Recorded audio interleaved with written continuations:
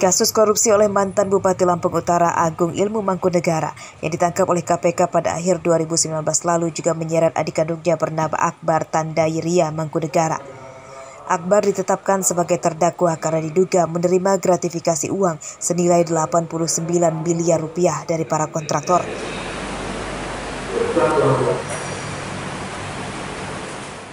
Pada sidang perdana di Pengadilan Negeri Tanjung Karang, Bandar Lampung pada Kamis pagi yang digelar secara virtual, terdakwa terlibat dalam kasus pusaran korupsi pembangunan infrastruktur di Kabupaten Lampung Utara yang saat itu bupatinya adalah kakaknya. Ditahan sejak kapan?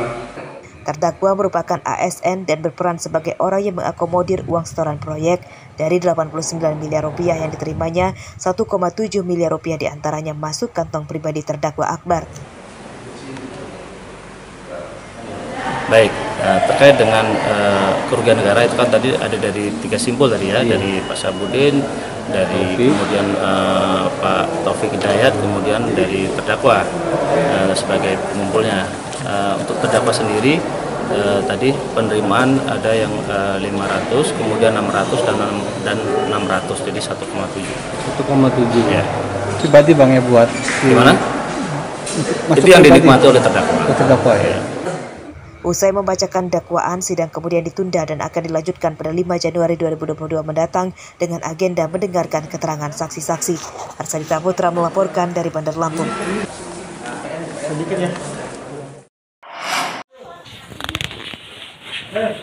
Masih dari informasi kasus korupsi di Kabupaten Lampung Utara, Kejaksaan Negeri Kota Bumi Lampung Utara Kamis petang menahan 2 orang tersangka kasus korupsi proyek infrastruktur di Dinas PUPR Lampung Utara. Keduanya tersangka yakni Yasril sebagai pejabat pembuat komitmen atau PPK di Dinas PUPR Lampung Utara dan pria berinisial AA warga Lampung Tegah yang berperan sebagai kontraktor. Menurut pihak Kejari, keduanya ditetapkan sebagai tersangka atas kasus korupsi peningkatan jalan sepanjang 2 km yang dibiayai dana pemerintah sebesar 3,9 miliar rupiah. Terdapat kekurangan volume pekerjaan pada proyek yang dikerjakan oleh tersangka AA. Dari hasil audit Badan Pemeriksa Keuangan, kerugian negara pada proyek tersebut sebesar 794 juta rupiah. Dengan inisial Y, kapasitasnya selaku PPK, dan juga tersangka 2 dengan inisial AA dengan kapasitasnya selaku kontraktor atau penyedia. Dugaan penyimpangan dan penyalahgunaan dalam pekerjaan peningkatan jalan pada Kalibalangan cabang 4 pada Dinas PUPR tahun anggaran 2019 dengan nilai kontrak sebesar 3.995 juta sekian. Kedua tersangka kini ditahan di Rutan Kota Bumi Lampung Utara. Atas perbuatannya, kedua tersangka terancam dengan hukuman paling cepat 5 tahun penjara. Penyidikan kasus korupsi ini masih akan dikembangkan oleh pihak Kejaksaan Negeri Kota Bumi untuk memastikan ada pelaku lain yang terlibat atau tidak. Ardio Haba melaporkan dari Lampung Utara.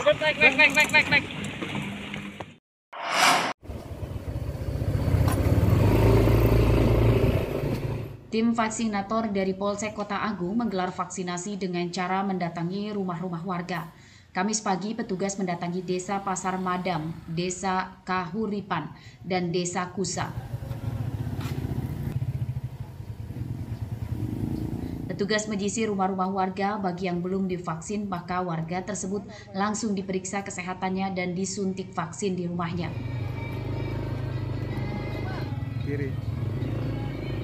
Banyak warga dari 3 desa ini yang belum disuntik vaksin.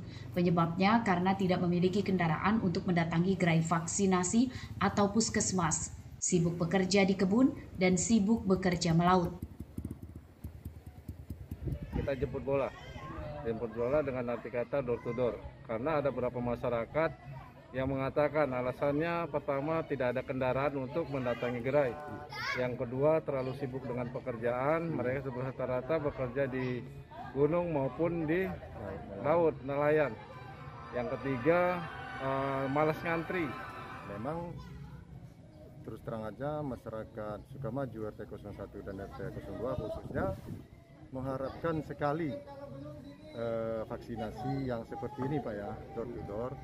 Seperti yang sudah dijelaskan oleh Bapak Polsek tadi, bahwa masyarakat memang bukan tidak mau untuk divaksin, tetapi ada kendala di situ.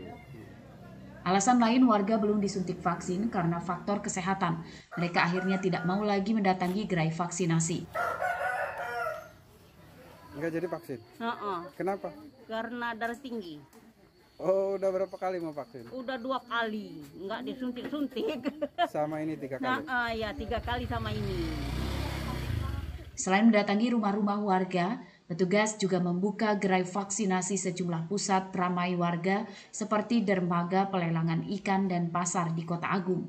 Petugas mengimbau kepada masyarakat yang belum divaksin agar segera mendaftarkan diri ke gerai vaksinasi atau puskesmas.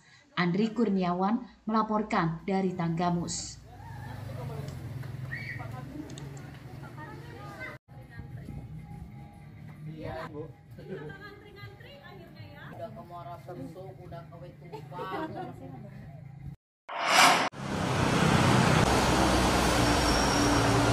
Pelaksanaan Muktamar NU ke-34 di Lampung membuat angka hunian hotel penuh dan menjadi berkah bagi pengelolanya.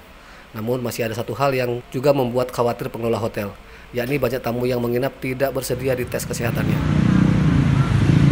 Hal itu dinyatakan pihak Badan Pimpinan Daerah Perhimpunan Hotel dan Restoran Indonesia atau BPD PHRI wilayah Lampung pada Kamis siang. Pengelola mengakui penuhnya hunian hotel karena diisi peserta muktamar dari seluruh Indonesia, bahkan luar negeri.